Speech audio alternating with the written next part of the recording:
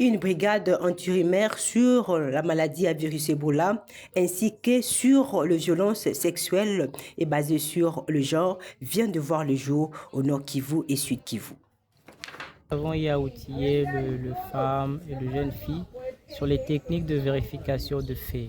Nous les avons montré comment on peut vérifier une déclaration, une photo, une vidéo, et aussi comment on peut détecter certains contenus qui sont générés par l'intelligence artificielle. Parce que c'est ce qui est en train de circuler dans nos communautés. Et il fallait outiller les gens, comment ils peuvent voir sur les réseaux sociaux certaines images qui circulent, certaines vidéos, même des audios qui circulent. Et nous avons eu à avoir l'interaction de participants. Il y a certaines notions qu'on a eu à renforcer qu'ils savaient déjà et il y a de nouvelles notions qu'on a eu à leur donner. Oui, comme nous le savons bien, et qu'il y a déjà des rumeurs qui ont déjà été collectées, et surtout au niveau de l'Ituri, même au niveau du sud Kivu et même le nord Kivu. C'est ce qui fait en sorte que laisser les gens derrière cette pratique de la vérification de faits risque de mettre en danger beaucoup de personnes.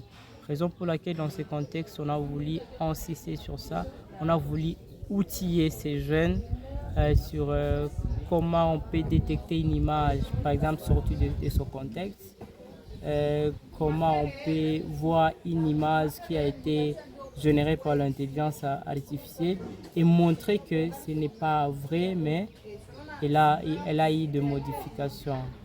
Et aussi continuons à sensibiliser les gens sur les quelques voies de désinformation. Surtout, des fois, quand on met une vidéo ou une image, les gens ils ont tendance à croire à ça parce qu'ils se disent il y a déjà une preuve, donc il y a une photo qui parle de ça. Peut-être cette photo peut être sortie de son contexte, ça peut être de 2019, on l'amène aujourd'hui. C'est un peu ça ce qu'on était en train de... Merci beaucoup.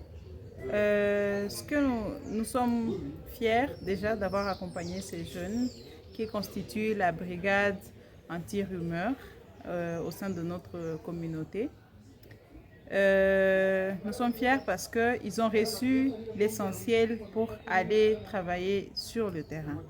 Ce que nous leur avons donné, ce sont les bases pour contrer les rumeurs, prévenir et contrer les rumeurs au sein de la communauté.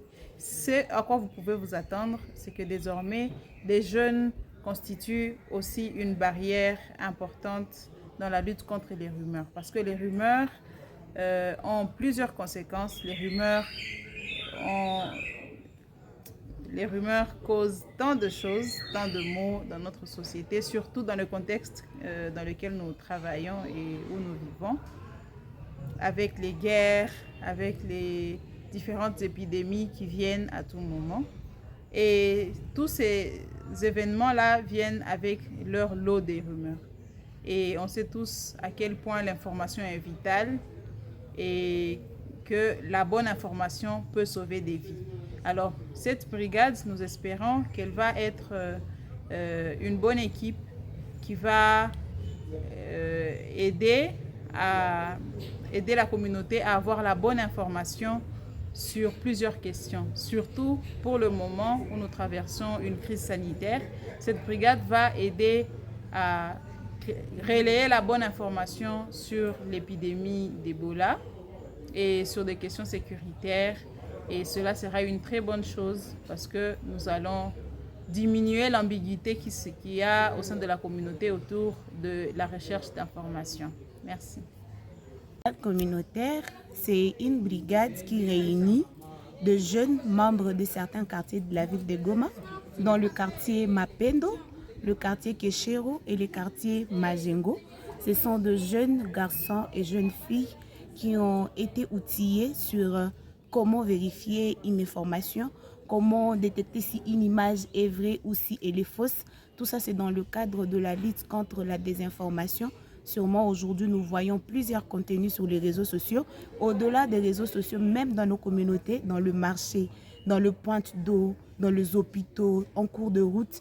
Il y a plein d'informations qui circulent autour d'Ebola, autour des différents sujets qui touchent de façon directe la population et ça crée des maladies mentalement parlant, mais de fois qu'on ne s'en rend pas compte. Et donc cette brigade, aujourd'hui composée de jeunes de quartier de la ville, elle a été outillée sur comment bien informer, comment vérifier si une image ou une information est vraie ou fausse, comment différencier une rumeur d'une information vraie ou d'une malinformation et comment donner l'information en question. C'est par là qu'on a développé aussi les modules sur la communication non violente. Et aujourd'hui, comme c'est les derniers jours, on a vu comment appliquer tout ce qui a été étudié dans nos quartiers, une vie quotidienne. Cette équipe est composée de filles et de garçons. Parmi eux, je puis entendre qu'il y a des relais communautaires. Il y en a aussi des étudiants, de jeunes leaders de quartier. Des jeunes leaders de quartier, c'est pour cela même que le premier jour, le premier module était qu'est-ce qu'un leader informationnel? Parce qu'un leader informationnel, c'est quelqu'un qui ne partage pas, qui n'affirme pas de choses qui n'ont pas de sources officielles. Et donc, c'est une équipe diversifiée et il y a différents talents. Merci. Ce que nous attendons de cette équipe, ce n'est pas seulement d'écouter les informations au quartier, mais nous attendons de cette équipe de développer un esprit d'écoute, un esprit de recherche, un esprit critique, de recherche de la vérité. Nous attendons de cette équipe de signalement de tout message qui se dit dans la communauté.